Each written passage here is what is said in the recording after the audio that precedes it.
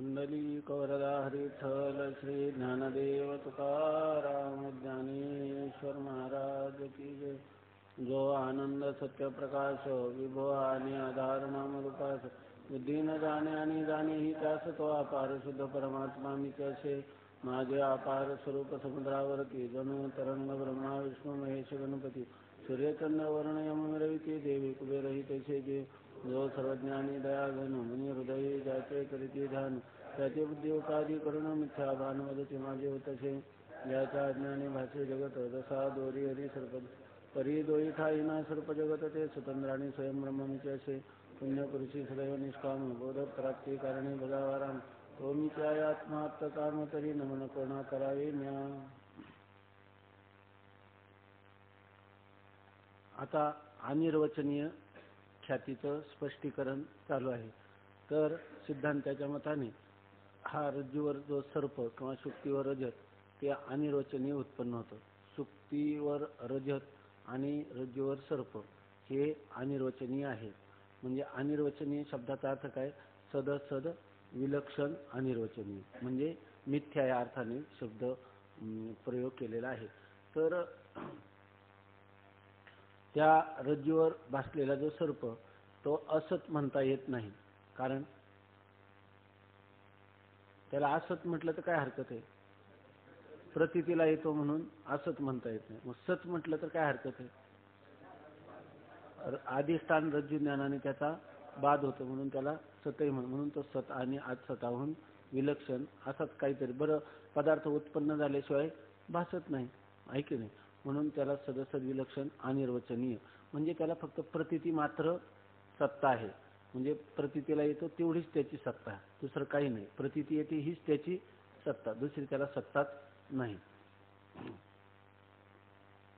तेव्हा आता ह्या अनिर्वचनीय ख्यातीची रीती ती समजावून सांगतात की शिष्य म्हणतो, वाचू ना, शिष्य म्हणतो सर्पाची उत्पत्ती कशी होते? उत्पत्ती होण्यास काहीतरी सामुग्री पाहिजे। तो म्हणतो तुम्ही अनिर्वचनीय म्हणता, पण अनिर्वचनीय सर्पाची प्रतीती मात्र सत्ता तुम्ही सांगता, परंतु तो सर्प उत्पन्न होण्यासाठी काहीतरी सामग्री पाहिजे ना। म्हणजे सामग्री म्हणजे अनेक कारणांचा समुदाय, आहे की नाही? त्या ठिकाणी पाहिजे। तर त्या कोणत्या कारणाने तो सर्प उत्पन्न होतो ते सांगा। सर्पाची उत्पत्ती कशी होते? उत्पत्ती होण्यास काहीतरी सामग्री पाहिजे। त्यावर श्रीगुरु उत्तर देतात। उत्पत्तीचा प्रकार सांगतो, परंतु तो प्रकार सांगण्याच्या पूर्वी घटपदादी पदार्थांचे ज्ञान कसे होते हे समजले म्हणजे सर्पाचे उत्पत्तीचा प्रकार समजण्यास सोपे होईल। आता त्यांनी विचारली सर्पाची उत्पत्ती, आणि हे त्याला सांगतात त्या सर्पाचं ज्ञान कसं होतं। त्याचं कारण असे, सर्पाचं ज्ञान कसं होतं हे समजलं की मग सर्पाची उत्पत्ती कशी होते हे समजण्यासाठी मदत होईल। म्हणून त्याचा प्रश्न जरी असला की सर्पाची उत्पत्ती कशी होते आणि सर्प उत्पन्न होण्यासाठी काहीतरी सामग्री पाहिजे, ती सामग्री तुम्ही मला सांगा। तर त्याच्यापूर्वी ते म्हणतात की या ठिकाणी पहिल्यांदा सर्पाचं ज्ञान कसं होतं हे तुला सांगतो। म्हणजे सर्प आहे असं ज्ञान होणं कसं उत्पन्न होतं हे सांगतो, मग त्याची उत्पत्ती नंतर सांगतो। त्याच्या अगोदर आपल्याला जी ज्ञान होतात, घटपटादी बाह्य पदार्थांची ज्ञान होतात, त्या बाह्य पदार्थाच्या ज्ञानाची रीती तुला अगोदर सांगतो, म्हणजे तुला सर्पाचं ज्ञान कसं होतं हे कळेल आणि मग सर्पाची उत्पत्ती कशी होते हेही कळेल।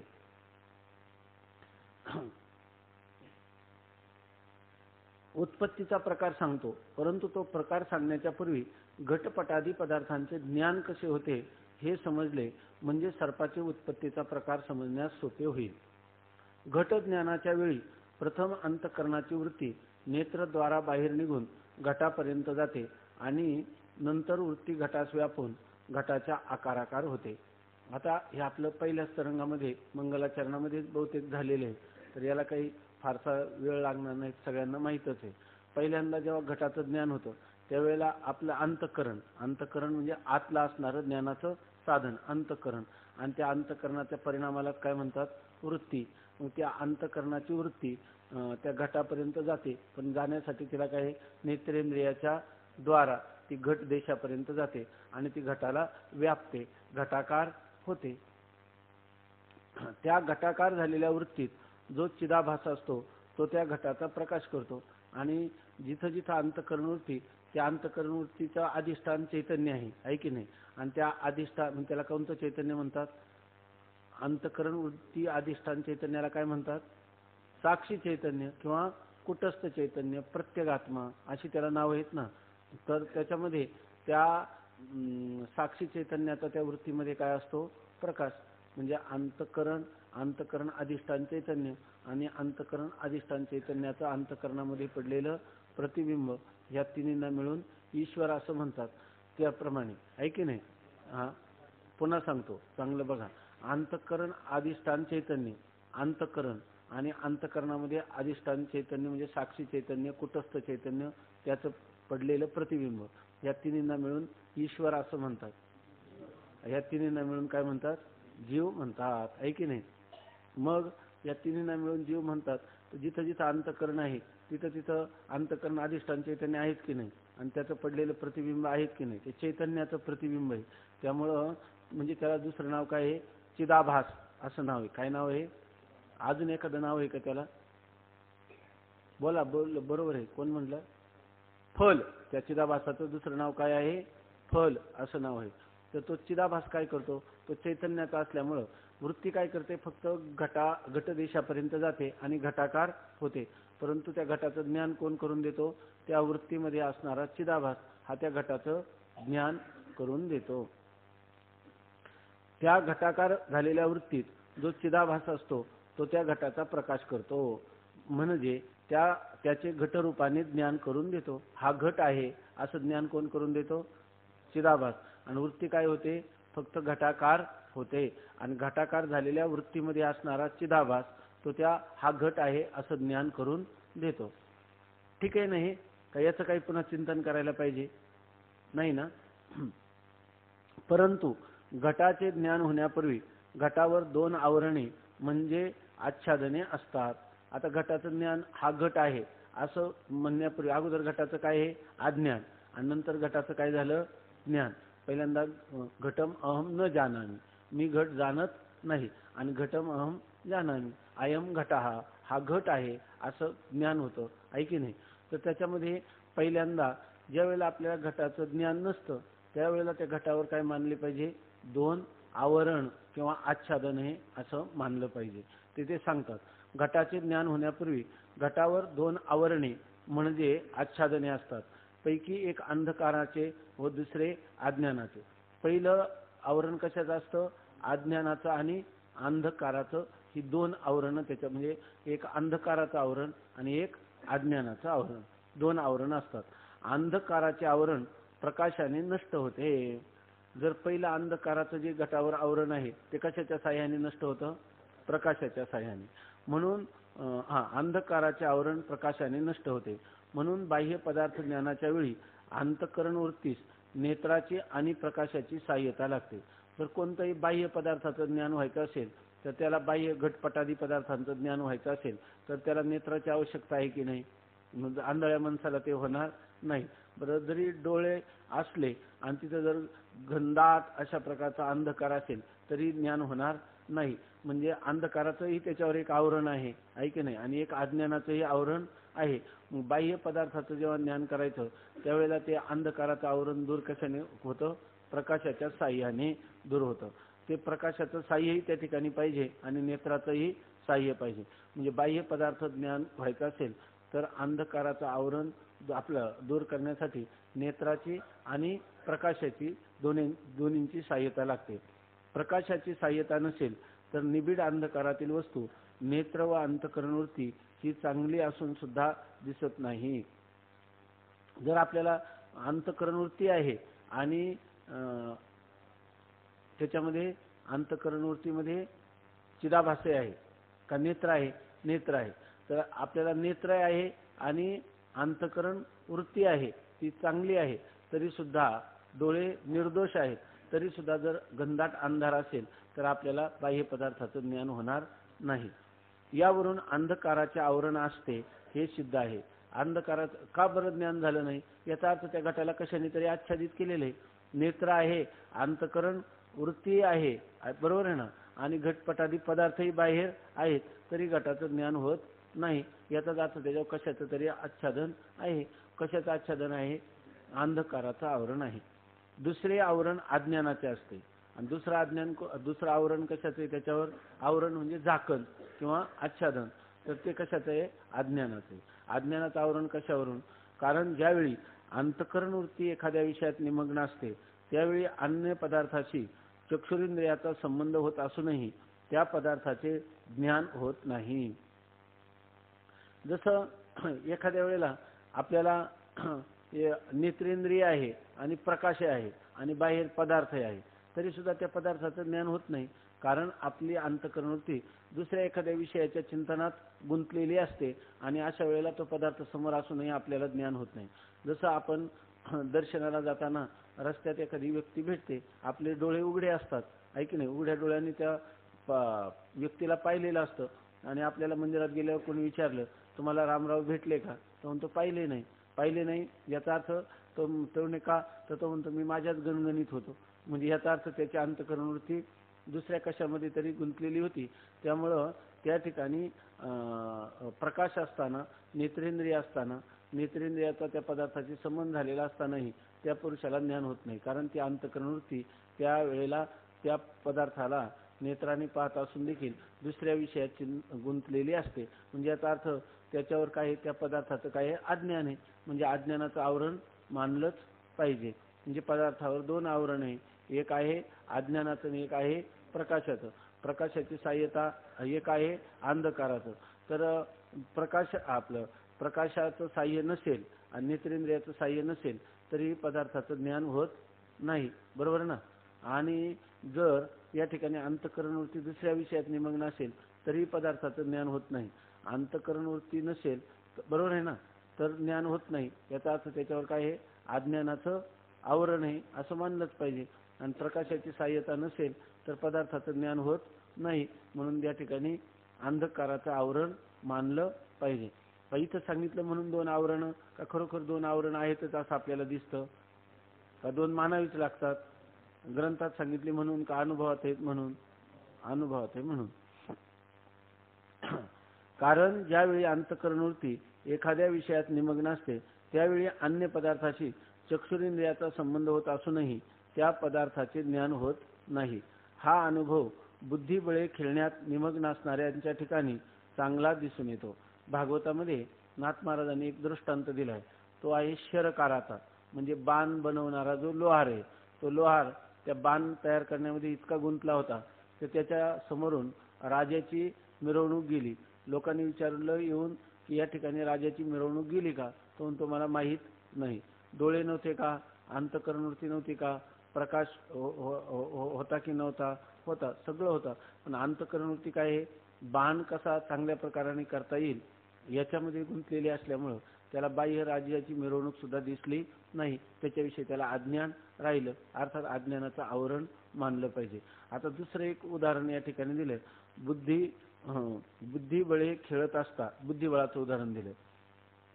बुद्धिबळे खेळत असता आपला पुत्र आपल्या पुढे येऊन आपल्याजवळ काही मागत आहे किंवा कोणी मित्र आपल्या पुढे येऊन नमस्कार करून बसला आहे त्याचे त्यास काही भान नसते. स्वामी महाराज विनोदाने सांगायचे त्याच्यामध्ये ज्या सोंगटे असतात ना, ते कोण राजा प्यादा वजीर काय ते असतात बुद्धिबळामध्ये. तर त्याच्यामध्ये एक जणाने त्याला सांगितलं की मला थोडी सुपारी कातरून दे. तर आता तो बुद्धिबळ खेळण्यात निमग्न होता. त्याने तिथलंच एक ते सोंगटी घेतली आणि तेच कातरायला लागला. त्या ठिकाणी का? त्याला काय सोंगटीचं ज्ञान नाही का? तर त्याची वृत्ती जी आहे ती बुद्धिबळामध्ये त्या दुसऱ्या खेळामध्ये निमग्न झालेली आहे. आता इथं उदाहरण दिलं की बुद्धिबळ खेळत असता आपला पुत्र आपल्या पुढे येऊन आपल्याजवळ काही मागत आहे किंवा कोणी मित्र आपल्या पुढे येऊन नमस्कार करून बसला आहे त्याचे त्यास काही भान नसते. आपल्या पुढे मित्र आला किंवा पुत्र काही शाळेची फी मागण्यासाठी, ग्रंथ खरेदी करण्यासाठी, पैसे मागण्यासाठी आला, याचं त्याला भानच नाही. नेत्र संबंध पुत्रमित्राशी झालेला असतो परंतु अंतःकरणाची वृत्ती वजीर किंवा प्यादी यांच्या आकाराकार झालेले असतात. नेत्र डोळ्यांनी पाहतो, आहे की नाही? नेत्राचा संबंध कुठे झाला? पुत्र किंवा मित्र यांच्याशी झालेला असतो. पण अंतःकरण वृत्ती मात्र काय झाली, त्या वज्राच्या किंवा प्याद्याच्या म्हणजे ते खेळामध्ये वापरणारे जे सोंगटी तर त्याच्या आकाराची झालेली असते. म्हणून इंद्रियांचा संबंध असला तरी पुत्रमित्रादी पदार्थाचे ज्ञान होत नाही. इंद्रियांचा संबंध होऊन सुद्धा त्या पदार्थांचं ज्ञान होत नाही. याकरिता ज्ञान होण्यास त्या पुत्रमित्रादी पदार्थांच्या ठिकाणी आवरण मानले पाहिजे आणि ते अज्ञानाचेच मानले पाहिजे. म्हणून पुत्रमित्रादी जे पदार्थ आहे त्यांच्या ठिकाणी आवरण मानलंच पाहिजे. बरं, प्रकाशाचं साह्य आहे, नेत्रादी इंद्रियांचा संबंध झालेला आहे, मग ते आवरण अर्थात कशाचं नाही, अंधकाराचं नाही, ते आवरण कशाचं आहे, अज्ञानाचं आवरण आहे, असंच आपण मानलं पाहिजे. चिदाभासासह वर्तमान अंतःकरण वृत्ती प्रकाशाची सहाय्यता घेऊन पदार्थाजवळ जाते तेव्हा पदार्थावरील अंधकाराचे आवरण प्रकाश नष्ट करतो, हे वर सांगितलेच आहे. आता वृत्ती जी आहे ती वृत्ती त्या पदार्थाकडे जाते, परंतु ती वृत्ती एकटी जाते का चिदाभासासह जाते? जिथं जिथं वृत्ती तिथं तिथं चिदाभास, त्यामुळे ती वृत्ती चिदाभासासह त्या पदार्थापर्यंत जाते आणि त्याला कशाचं साह्य असतं, प्रकाशाचं साह्य, आणि तो प्रकाश काय करतो, अंधकाराचं आवरण दूर करतो. हे अगोदर सांगितलंच. नंतर दुसरे अज्ञानाचे आवरण अंतःकरण वृत्ती नष्ट करते आणि अंतःकरण वृत्ती काय करते, त्या पदार्थापर्यंत जाते आणि ज्या अगोदर पदार्थाचं ज्ञान नसतं, नंतर अंतःकरण वृत्ती नेत्रेंद्रियाच्या द्वारा त्या घटादी देशापर्यंत जाऊन घटाच्या आकाराची होते आणि त्यावेळेला त्या पदार्थाचं अगोदर असणारं जे अज्ञानाचं आवरण, त्या आवरणाचा ती काय करते, भंग करते. मग अज्ञान आवरण नष्ट करण्याचं कार्य कोण करते, वृत्ती, आणि त्या वृत्तीमध्ये चिदाभासासह वृत्ती तिथं जाते आणि तिच्यामध्ये असणारा जो चिदाभास तो हा घट आहे असं ज्ञान करून देतो. म्हणजे चिदाभासाचं कार्य काय आहे, हा घट आहे हे ज्ञान करून द्यायचं, आणि वृत्तीचं कार्य काय आहे, अज्ञान आवरणाचा भंग करायचं, आणि प्रकाशाचं कार्य काय आहे, अंधकार आवरणाचा भेद करायचा किंवा भंग करायचा. तेव्हा पदार्थावरील अंधकाराचे आवरण प्रकाश नष्ट करतो, हे वर सांगितलेच आहे. नंतर दुसरे अज्ञानाचे आवरण अंतःकरण वृत्ती नष्ट करते. मग त्या निरावरण झालेल्या पदार्थाचा अंतःकरण वृत्तीत असलेला चैतन्याचा आभास म्हणजे चिदाभास प्रकाश करतो. मग वृत्ती काय करते, त्या पदार्थाचं अज्ञानाचं आवरण दूर करते. मग तो पदार्थ कसा होतो, अनावृत्त, म्हणजे आता त्याच्यावर आवरण राहत नाही. प्रकाशाने अंधकाराचं आवरण दूर केलं आणि वृत्तीनं अज्ञानाचं आवरण दूर केलं, मग तो पदार्थ कसा झाला, अनावरण, अनावृत म्हणजे आवरण रहित झाला. आणि मग त्या ठिकाणी त्या वृत्तीमध्ये असणारा जो चिदाभास तो त्या पदार्थाचं ज्ञान करून देतो. कारण ज्ञान काही जडाला होणार नाही, वृत्ती कशी आहे, जड आहे, ती फक्त काय करते, अज्ञान आवरणाचा भंग करण्याचं कार्य करू शकते. का त्या पदार्थाचं ज्ञान करून देईल, नाही. ज्ञान होण्यासाठी काय पाहिजे, चैतन्य. चैतन्य कसं आहे, असंग निर्विकार आहे, त्याला ज्ञान वगैरे काही नाही, ते ज्ञान स्वरूप आहे, ते ज्ञान करून देत नाही. पण ते चैतन्य जेव्हा सामान्य चैतन्य वृत्तीमुळं, अंतःकरण वृत्तीमुळं जेव्हा विशेष भावाला येतं, बरोबर ना, सामान्य चैतन्य अंतःकरण वृत्तीमुळं काय होतं, विशेष भावाला. जसा आरसा आपण ठेवला की जो सामान्य असणारा प्रकाश सूर्याचा तो काय करतो, त्या आरशामध्ये प्रगट होतो की नाही, तो विशेष भावाला येतो, बरोबर आहे ना. आकाशामध्ये असणारं जे सूर्य आहे तो काय होतो, प्रतिबिंबित होतो जलामध्ये, जल उपाधीमुळं. तसं अंतःकरण वृत्ती उपाधीमुळं काय होतं, जे सामान्य चैतन्य जे आहे ते विशेष भावाला प्राप्त होतं. त्याला दुसरं नाव काय आहे, चिदाभास. त्याला तिसरं नाव काय आहे, फल, आहे की नाही. त्याला प्रतिबिंब असं म्हणतात, छाया असंही कोणी कोणी म्हणतात. दुसरे अज्ञानाचे आवरण अंतःकरण वृत्ती नष्ट करते. मग त्या निरावरण झालेल्या पदार्थाचा, निरावरण झालेला पदार्थ म्हणजे उदाहरणार्थ घट, आता तो काय झालेला आहे, निरावरण झालेला आहे. कशामुळं, वृत्ती आणि प्रकाश यांच्या साह्याने निरावरण झालेला तो जो पदार्थ आहे त्याला अंतःकरण वृत्तीत असलेला चैतन्याचा आभास म्हणजे चिदाभास प्रकाश करतो. जरी साक्षात चैतन्य साक्षात त्याचं प्रकाशन करत नसलं तरी वृत्तीद्वारा चिदाभास मात्र त्या पदार्थाचं प्रकाशन करतो, म्हणजे त्याचं ज्ञान करून देतो. प्रकाशन करणे याचा अर्थ ज्ञान करून देणं, त्यालाच विषय करणं असंही काही म्हणतात. विषय करतो म्हणजे आपल्याला त्याचं ज्ञान करून देतो. अंतःकरण वृत्तीत असलेला चैतन्याचा आभास म्हणजे चिदाभास त्या निरावरण झालेल्या पदार्थाचा प्रकाश करतो. याचा अर्थ चिदाभास त्या पदार्थाच्या पदार्थाच्या आकाराचे ज्ञान करून देतो. मग चिदाभास काय करतो? वृत्ती त्या पदार्थाच्या आकाराची होते आणि त्या पदार्थाकार झालेल्या वृत्तीमध्ये असणारा जो चिदाभास तोही त्या आकाराचा होतो आणि हा अमुक एक पदार्थ आहे असं त्या आकाराचं ज्ञान करून देतो. कोण? चिदाभास. सामान्य पाहणारास इंद्रियांचा व पदार्थाचा संबंध झाल्याबरोबर ज्ञान होते असे वाटते, पण वर सांगितलेल्या प्रकाराने अंधकाराच्या आवरणाचा प्रकाशाने व अज्ञानाच्या आवरणाचा अंतःकरण वृत्तीने नाश केल्याशिवाय चिदाभासाकडून पदार्थाचे ज्ञान होणे शक्यच नाही. आता ही जी गोष्ट आहे आपल्याला थोडे शास्त्र संस्कार आहे म्हणून आपण याचं काय अशा प्रकारचा विचार केला. हा विचार अत्यंत महत्त्वाचा आहे.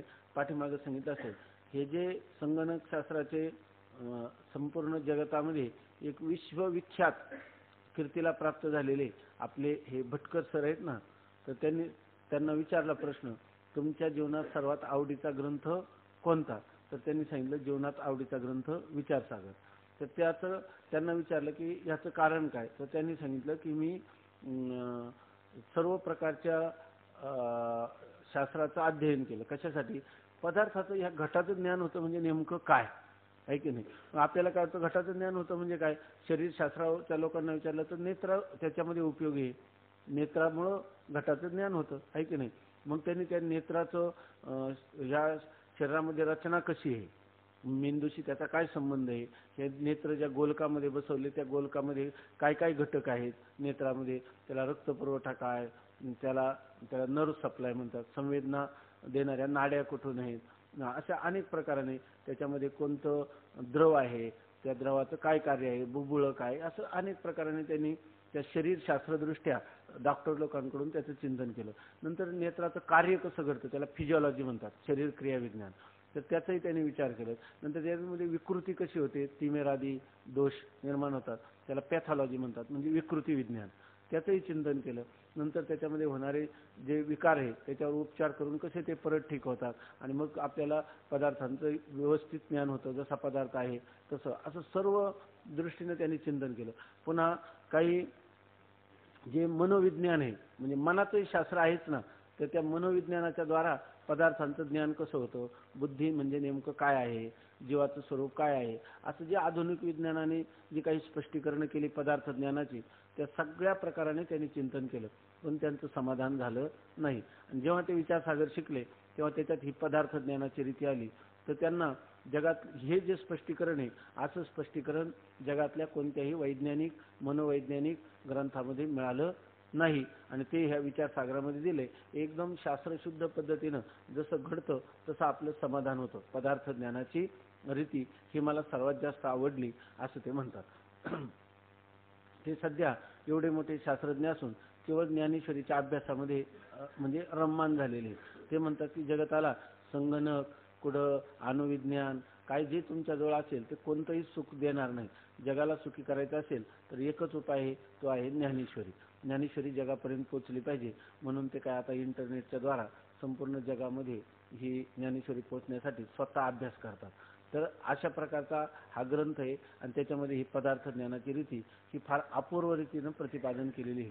जर आपल्याला चांगली कळली आणि नुसतं कळली नाही तर ही काय झाली पाहिजे, पटली पाहिजे. जर आपल्याला पटली तर मग आपल्यालाही त्यांच्यासारखा आनंद होईल किंवा त्याची अपूर्वता, त्याचं महात्म्य, ग्रंथाचा गौरव चित्तामध्ये वाटेल. तर आता सांगतात की काही लोकांना ही शंका तरी कधी येते का, पदार्थाचं ज्ञान कसं होतं, काय त्याच्यात विशेष आहे, पदार्थाचं ज्ञान कसं वाटतं. सामान्य पाहणारास इंद्रियाचा व पदार्थाचा संबंध झाल्याबरोबर ज्ञान होते असे वाटते. डोळ्याचा आणि पदार्थाचा संबंध झाला, घटाचा संबंध झाला की हा घट आहे, पटाचा आणि डोळ्याचा संबंध झाला की हा पट आहे, असं ज्ञान होतं. त्यात काही विशेष आहे की नाही. या पदार्थ ज्ञानाची रीती जाणून घेण्यासाठी फार मोठे काही प्रयत्न केले पाहिजेत असं काही नाही. तुम्हाला कशाचं नाही, हा पदार्थ थंड आहे कसं कळलं, थंड पदार्थाचा आणि त्वचेचा संबंध झाला की कळलं आहे की नाही. हा मोठा आवाज आहे, आवाजाचं कसं ज्ञान झालं, त्या आवाजाचा कर्णेंद्रियाचा संबंध झाला की त्या आवाजाचं ज्ञान होतं. त्याच्यात काय विशेष आहे, काय चिंतन करायचं, कशाला वेळ घालवायचा. सामान्य पाहणारा इंद्रियांचा व पदार्थांचा संबंध झाल्याबरोबर ज्ञान होते असे वाटते, पण वर सांगितलेल्या प्रकाराने अंधकाराचा आवरणाचा प्रकाशाने व अज्ञानाच्या आवरणाचा अंतःकरण वृत्तीने नाश केल्याशिवाय चिदाभासाकडून पदार्थाचे ज्ञान होणे शक्यच नाही. परंतु जेव्हा तरी तुम्हाला वाटलं की इंद्रियांचा आणि विषयांचा किंवा पदार्थाचा संबंध झाल्यावर ज्ञान होतं, पण तसं घडतच नाही. जर प्रकाशाने अंधकाराचं आवरण दूर केलं नाही, बरोबर ना, आणि वृत्तीनं अज्ञानाचं आवरण दूर केलं नाही, तर चिदाभासाकडून त्या पदार्थाचं प्रकाशन किंवा त्याचं ज्ञान कधीही होणं शक्य नाही. म्हणजे त्या पदार्थाच्या ठिकाणी दोन आवरणं मानावीच लागतात. किती जरी चिदाभास ध्यान करून देणारा असला, तो चैतन्याचा असला, तो वृत्तीमध्ये प्रतिफलित झालेला असला, तरी जोपर्यंत अंधकाराचं आवरण प्रकाशाच्या द्वारा, अज्ञानाचं आवरण वृत्तीच्या द्वारा जोपर्यंत दूर होत नाही, तोपर्यंत चिदाभास त्या पदार्थाचं ज्ञान करून देत नाही. सामान्य पाहणारास इंद्रियांचा व पदार्थांचा संबंध झाल्याबरोबर ज्ञान होते असे वाटते, पण वर सांगितलेल्या प्रकाराने अंधकाराच्या आवरणाचा प्रकाशाने व अज्ञानाच्या आवरणाचा अंतःकरण वृत्तीने नाश केल्याशिवाय चिदाभासाकडून पदार्थाचे ज्ञान होणे शक्यच नाही. हा आवरण नाशाचा बुद्धीचा व्यापार फारच अल्पकालात होतो, म्हणून तो लक्षात येत नाही एवढेच. मग तुम्ही म्हणा, असं कुठं आपल्याला ध्यानात येतं? असं कधी वाटतं का? बघा, अंतःकरणाची वृत्ती नेत्रेंद्रियापर्यंत, आपल्या नेत्रेंद्रियाद्वारा त्या पदार्थापर्यंत गेलेली आहे. आपल्याला जर हे असं घडतं तर दिसायला पाहिजे ना, आहे की नाही? अंतःकरणाची वृत्ती नेत्रेंद्रियाद्वारा घटादी देशापर्यंत जाऊन बघा कशी घटाकार झालेली आहे, आणि त्याच्यावर असणारं जे अंधकाराचं आवरण, ते प्रकाश कसा दूर करीत आहे, आणि त्याच्यामध्ये असणारं जे अंतःकरण वृत्तीमध्ये असणारं चैतन्य, तेही त्याच्या आकाराचं झालेलं आहे, आणि त्या अंतःकरण वृत्तीच्या आकाराचं झालेलं प्रतिबिंबित असं जे चैतन्य, ते आता हा घट आहे असं ज्ञान करून देत आहे, असं आपल्याला वाटायला पाहिजे ना. वाटत नाही. कारण का? एवढं बोलायला जितका वेळ लागला इतका लागतच नाही ना, पाहिल्याबरोबर ज्ञान होतं ना. म्हणजे याचा अर्थ याला अत्यंत अल्प काळ लागत असल्यामुळं ही घडते हीच प्रक्रिया, पण ती आपल्या ध्यानामध्ये येत नाही. याचं कारण ती प्रक्रिया फार अल्पावधीत घडून येते, आहे की नाही? त्याला एवढं स्पष्टीकरण करायला आपल्याला एक पाठ जातो, आहे की नाही? आणि घट दिसायला किती लागतं? नुसती वृत्ती गेली का दिसला. बरं, वृत्ती काय, तिचा वेग काय थोडा नाही, आहे की नाही? वृत्तीचा वेग ताशी कमीत कमी 2 किलोमीटर आहेच की नाही? तासाला 2 किलोमीटर जाते, आहे की नाही? का तिचं काय मापच नाही. त्यांनी सांगितलं ते जे काय प्रकाश वर्ष वेग काय सांगितलंय, म्हणजे असे काही तारे आहेत की त्यांच्यापासून निघालेला प्रकाश पृथ्वीवर पोचण्यासाठी 1 प्रकाश वर्ष असं त्याचं सांगितलंय. 1 वर्ष निघाल्यापासून लागतं. तर त्याच्यात अनंत पट वेग मनाचा आहे. चंचलम ही मनत कृष्ण प्रमाथी बलवत दृढम तस्याहम निग्रहम म्हणणे वायोरिव सुदुष्करम. आता इथं तर पॅरिसला म्हणजे फ्रान्समध्ये जाणं किती हजारो लाखो किलोमीटर जाण्यासाठी किती वेळ लागतो? का हे म्हणण्यासाठी जेवढा वेळ लागतो एवढाही लागत नाही. एवढाही वेळ लागत नाही, इतकं ते चंचल आहे. म्हणूनच मन आकलन करायला फारच वेगवान असल्यामुळं त्याचा निरोध करायला काय होऊन बसलंय ते कठीण. देव सुद्धा म्हणतात काय, असंशयम महाबाहो मनो दुर्निग्रहम चलम, आहे की नाही? ते निश्चित तसंच आहे. अर्जुनाला म्हणलं नाही का तुझं चुकतंय, तुझंही काय आहे बरोबरच आहे, पण असं सांगितलं की त्याचा निरोधच होत नाही असं नाही. सगळ्यांचा होत नाही का कोणाचाच होत नाही असं नाही. सगळ्यांचा होत नाही, पण कोणाचाच होत नाही असं नाही. एखादा विरळा भाग्यवान प्रयत्नशील पुरुष असतो, जो अभ्यासेन तू कौंतेय वैराग्येन ते गृह्यते. जो अभ्यास करतो आणि वैराग्य धारण करतो त्याला मनाचा निरोध करता येतो. तर किती का वेगवान असे ना, किती का प्रमथनशील असे ना, क्षुब्ध करणारं असे ना. हा आवरण नाशाचा बुद्धीचा व्यापार फारच अल्पकालात होतो, म्हणून तो लक्षात येत नाही एवढेच. असो, पदार्थ ज्ञानाची रीती अशी आहे. अशा प्रकाराने ही पदार्थ ज्ञानाची, बाह्य पदार्थ ज्ञानाची रीती सांगितली. लक्षात आली ना? ज्यांना नाही, साक्षीचं पडलेलं अंतःकरण वृत्तीमध्ये पडलेलं प्रतिबिंब त्याला चिदाभास असं म्हणतात. चैतन्याचा आभास वृत्तीमध्ये जेव्हा पडतो, म्हणजे चैतन्य खरं एकच आहे, त्या वृत्तीमध्ये पडतं जो चिदाभास त्याला काय म्हणतात, त्याला धरून जीव म्हणतात. आणि तेच चैतन्याचं प्रतिबिंब शुद्ध सत्वात्मक मायेत पडतं तेव्हा त्याला काय म्हणतात, ईश्वर असं म्हणतात. मायेत पडतं तेव्हा त्याला ईश्वर, आणि मलिन सत्वात्मक आहे ना अशा अविद्या किंवा अंतकरण वृत्तीत पडतं तेव्हा त्याला काय म्हणतात, हा जीव, हा म्हणजे चिदाभास आहे की नाही. अंतकरण वृत्तीत पडतं तेव्हा त्याला संज्ञा कोणती येते, जीव संज्ञा येते. आणि मायेमध्ये पडतं तेव्हा त्याला ईश्वर संज्ञा येते.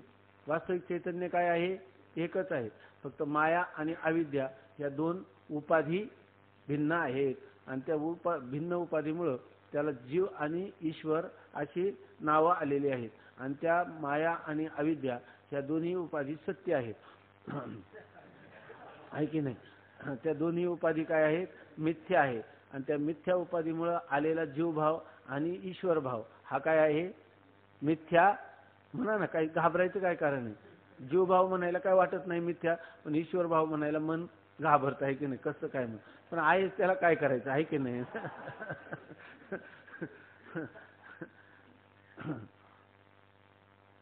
आता यानंतर त्यांनी काय विचारलं होतं, रज्जूवर सर्प उत्पत्तीचा प्रकार सांगा. पण त्याला अगोदर सांगितलं सर्पाचं ज्ञान कसं होतं हे तर तुला कळलं पाहिजे ना.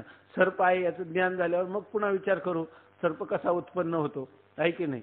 तर आता सर्पाचं ज्ञान म्हणजे बाह्य कोणत्याही पदार्थाच्या ज्ञानाची रीती कळली म्हणजे आता या ठिकाणी त्या सर्पाच्या ज्ञानाची रीती कळून जाईल, आहे की नाही. मग आता नंतर त्याला अनिर्वचनीय पदार्थाचं ज्ञान कसं होतं हे जर कळलं तर अनिर्वचनीय पदार्थ उत्पन्न कसा होतो हे नंतर कळेल, आहे की नाही.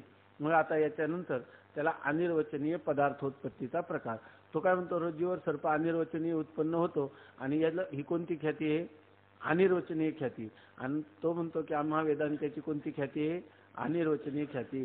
रज्जूवर भासलेला सर्प कसा आहे, अनिर्वचनीय. मग हा अनिर्वचनीय सर्प कसा उत्पन्न होतो, म्हणजे अनिर्वचनीय पदार्थ कसा उत्पन्न होतो याचं स्पष्टीकरण तुम्ही आम्हाला करून सांगा, असं शिष्य श्रीगुरूंना विनवणी करून जाणण्याची इच्छा करीत आहे. आता ते सांगतात अनिर्वचनीय पदार्थोत्पत्तीचा प्रकार. अनिर्वचनीय पदार्थ कसे उत्पन्न होतात ते सांगतात. आता रज्जूवर ज्यावेळी सर्पभान होते त्यावेळी काय प्रकार होतो तो सांगतो. रज्जूवर सर्प तुम्हाला भासतो, रज्जूवर सर्पाचं ज्ञान होतं, तेव्हा पहिल्यांदा रज्जूवर सर्पाचं ज्ञान कसं होतं ते पहिल्यांदा सांगतो. सर्पभान म्हणजे सर्पाचं ज्ञान. आता रज्जूवर ज्यावेळी सर्पभान होते त्यावेळी काय प्रकार होतो ते सांगतो.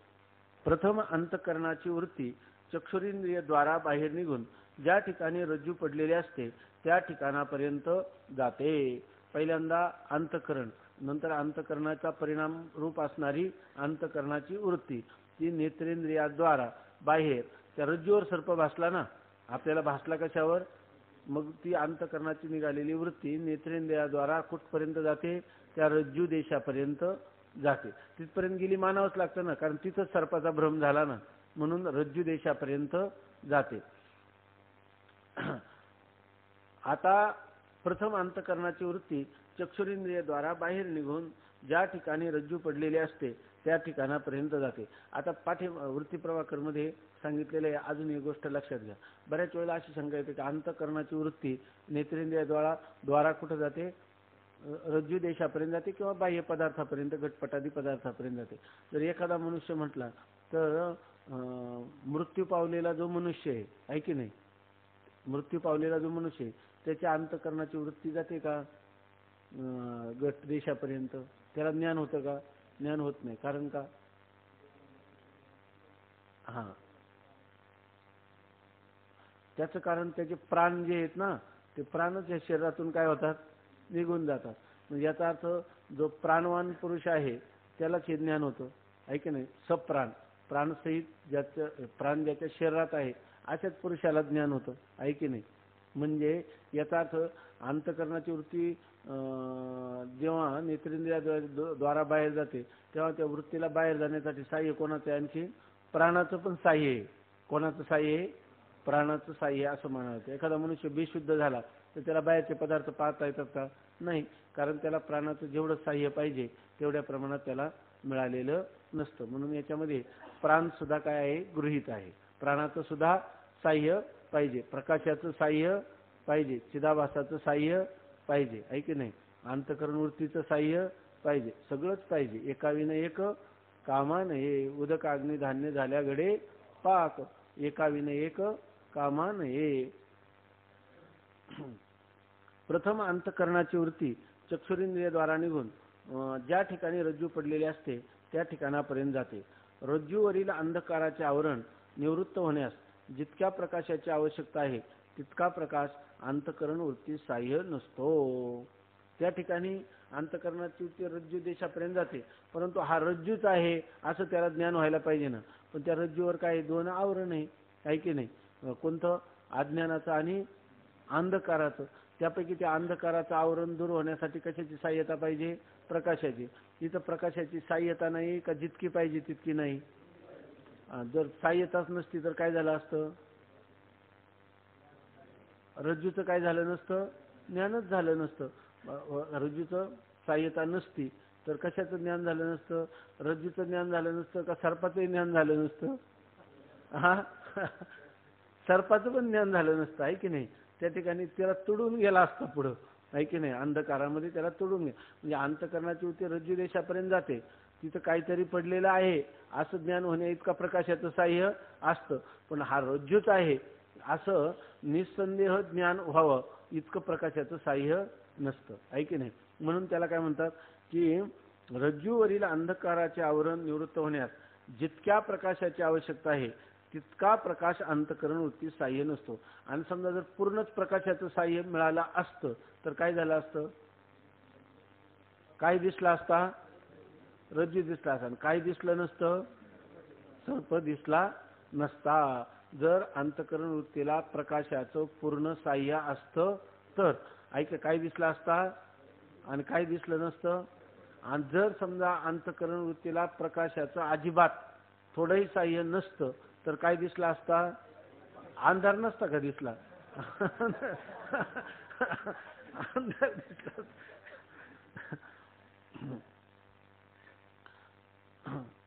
अगदी निबिड अंधकारही नसतो. निबिड अंधकार असता तर अंतःकरण वृत्ती रज्जूपर्यंत पोहोचलीही नसती व त्या चिदाभासयुक्त वृत्तीने फक्त निबिड अंधकारच पाहिला असता.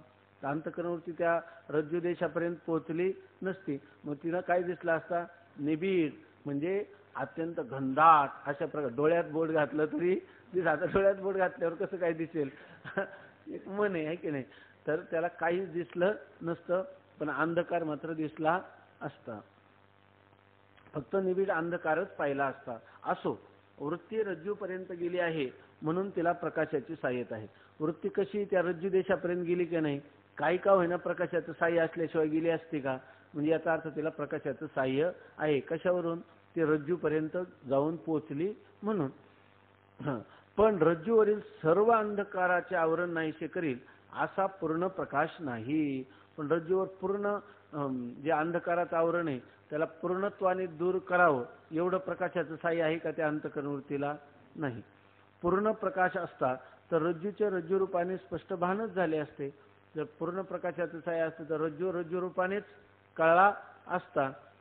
निबिड अंधकार नाही व पूर्ण प्रकाशही नाही, फक्त मंद प्रकाश आहे. तिथं पूर्ण अंधकारही नाही आणि पूर्ण प्रकाश नाही, त्याला म्हणायचं मंद अंधकार. त्या मंद प्रकाशाने हा रज्जू आहे असे ज्ञान होत नाही आणि प्रकाशाचं पूर्ण साह्य नसल्यामुळं हा रज्जूच आहे असंही ज्ञान होत नाही. फक्त इदम म्हणजे हे या ठिकाणी काहीतरी पडले आहे असे रज्जूचे सामान्य ज्ञान होते. आणि या ठिकाणी फक्त काय? इथं काहीतरी पडलेलं आहे. इदम किंचित, इथं काहीतरी पडलेलं आहे एवढंच ज्ञान होतं. त्या ज्ञानाला कोणतं ज्ञान म्हणतात? सामान्य ज्ञान. म्हणजे या ठिकाणी रज्जूचं कोणतं ज्ञान होतं? सामान्य ज्ञान. त्याचं स्वरूप काय आहे? इथं काहीतरी, हे काहीतरी पडले आहे, हे जे आहे त्या रज्जूचं सामान्य स्वरूपाने ज्ञान होतं. पण हा रज्जूच आहे असं विशेष रूपाने ज्ञान होत नाही. आता असे पहा की इथं असं म्हणतात, पहा म्हणतात हा, म्हणजे हे सगळे प्रयोग करायचे, प्रात्यक्षिक आहे की नाही, की इथं सांगितलं म्हणून का असंच घडतं, असं आपल्याला दिसतं का, आतापर्यंत दिसलं का हे रज्जूच्या ठिकाणी सर्पाचा भ्रम होताना ह्या रज्जू रूपाने कळली नाही, कारण तिला प्रकाशाचं साह्य नाही. तिला म्हणजे रज्जूला का अंतःकरण वृत्तीला, रज्जूला प्रकाशाचं साह्य पाहिजे असतं का अंतःकरण वृत्ती, अंतःकरण वृत्तीला तिथं जाण्यासाठी आणखीन कशाचं साह्य लागतं का, प्राणाचं साह्य पाहिजे.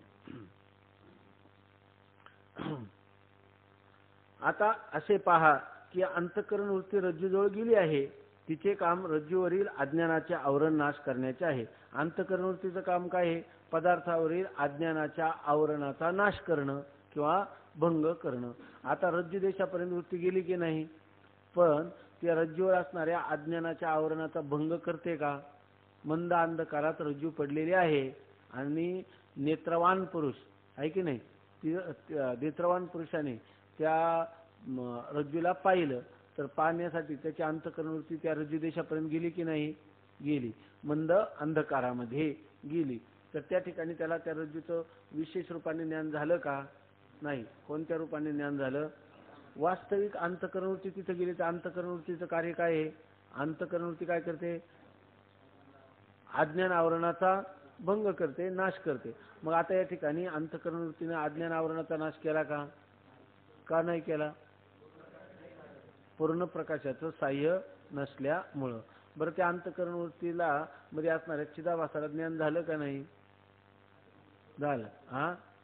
जर पूर्ण ज्ञान झालं नाही, म्हणजे विशेष ज्ञान झालं नाही, झालं ते कोणतं ज्ञान झालं, त्याचं काय स्वरूप आहे, हे इथं काहीतरी पडलं, हे त्या ज्ञानाचं काय आहे स्वरूप, इदम किंचित, इथं काहीतरी आहे. आता असे पहा की अंतःकरण वृत्ती रज्जूजवळ गेली आहे, तिचे काम रज्जूवरील अज्ञानाचे आवरण नाश करण्याचे आहे.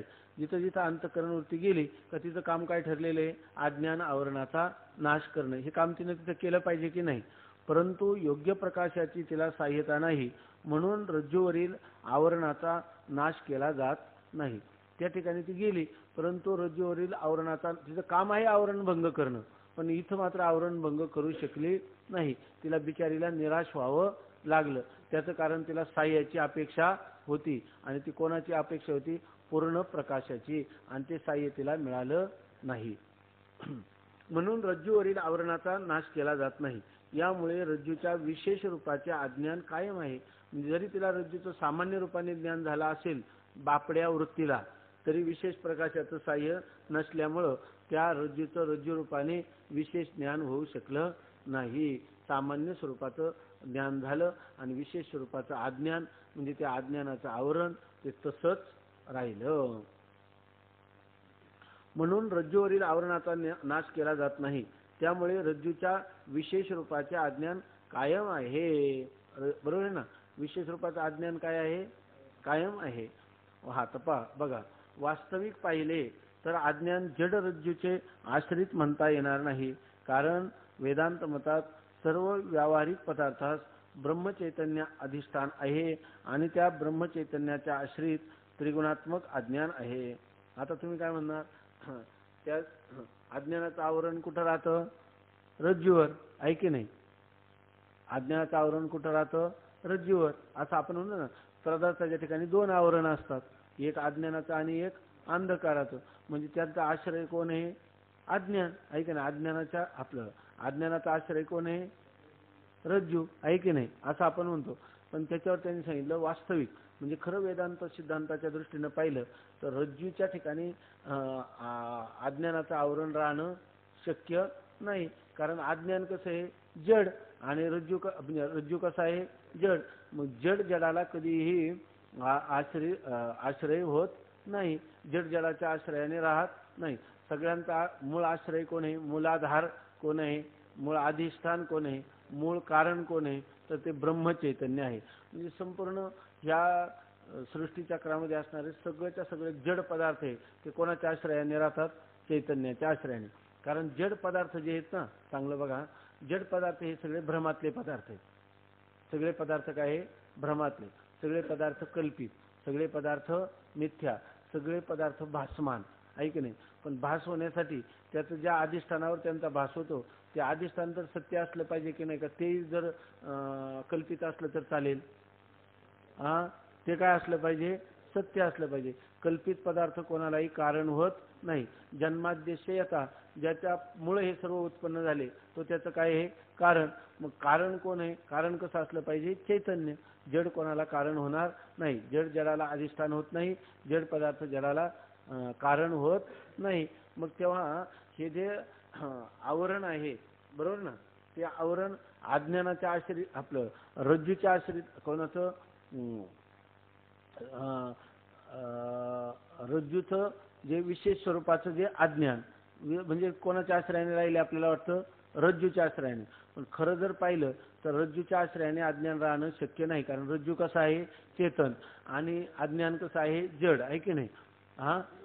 रज्जू सुद्धा काय आहे, जडच आहे, आणि अज्ञानही जडच आहे. जड जडाला कधीही आश्रय होणार नाही. म्हणजे रज्जूच्या आश्रयाने अज्ञान राहणं शक्य नाही. म्हणून सांगतात की वास्तविक पाहिले तर अज्ञान जड रज्जूच्या आश्रित म्हणता येणार नाही. का, कारण वेदांत मतामध्ये, वेदांत मतात सर्व व्यावहारिक पदार्थात ब्रह्मचैतन्य अधिष्ठान आहे. सर्व जे व्यावहारिक पदार्थ आहेत त्यांना अधिष्ठान कोण आहे, ब्रह्मचैतन्य. व्यावहारिक पदार्थ कशाला म्हणतात, बोला बोला. ज्याचा ज्ञानाने, म्हणजे घटादी पदार्थांच्या ज्ञानाने ज्यांचा नाश होतो. ब्रह्मज्ञान झालं तरच ज्यांचा नाश होतो असे जेवढे पदार्थ आहेत त्यांना काय म्हणतात, व्यावहारिक पदार्थ. आणि प्रातिभाषिक सत्तेतल्या पदार्थ कोणते, ब्रह्मज्ञाना वाचून नाश होतो. आता हे जे पुस्तक आहे हे कोणत्या सत्तेतलं आहे, कारण काय, ब्रह्मज्ञान झाल्या वाचून हा पदार्थ मिथ्या असं काही ठरणार नाही, ऐकन, म्हणजे याचा बाद होणार नाही. म्हणून हा पदार्थ कसा आहे, व्यावहारिक सत्तावान. आणि मृगजळ जे आहे ते कोणते सत्तावान आहे, कारण का, तर ब्रह्मज्ञाना वाचून त्याचा नाश होत नाही म्हणून. ब्रह्मज्ञाना वाचूनही त्याचा नाश होतो. कसं काय होतो ब्रह्मज्ञाना वाचून त्याचा नाश, संध्याकाळ झाली म्हणजे होतं, आहे की नाही. त्याला काय स्वप्नस्थ पदार्थ जे आहेत, स्वप्नातल्या पदार्थांचा कोणती सत्ता आहे, स्वप्नातले पदार्थ प्रातिभाषिक आहे. ते प्रातिभाषिक कसे, का ब्रह्मज्ञाना वाचून त्यांचा नाश होतो. कसं काय, स्वप्नातल्या पदार्थाचा ब्रह्मज्ञान जाग झालं की होतो. म्हणून ते पदार्थ काय आहेत, प्रातिभाषिक सत्तेतले आहेत. मग जसे ते आहेत, जर ब्रह्मज्ञान झालं तर तसेच हे वाटतील की काय, जागृतीतले पदार्थ सुद्धा तसेच वाटतील की काय. मग त्यावेळेला त्या जागृतीतल्या पदार्थांना जर प्रातिभाषिक सत्ता दिली तर चालेल की नाही, का आहेतच तसं, का तेच शिकायचं, का तोच सिद्धांत आहे.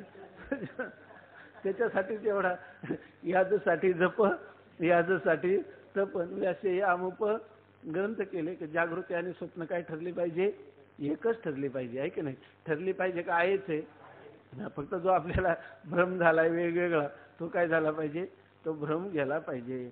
मग त्यांना एक करायचे का भ्रम घालवायचा आहे. मग आपलं चाललेलं साधन भ्रम घालवण्यासाठी का त्यांना एक ठरवण्यासाठी, का भ्रम गेले होते एकच असतात, का एकच होते पूर्वी, एकच होते. वास्तविक पाहिले तर अज्ञान, तुम्हाला पाठ आहे का, पुंडलिक वरदा हरी विठ्ठल श्री ज्ञानदेव तुकाराम ज्ञाने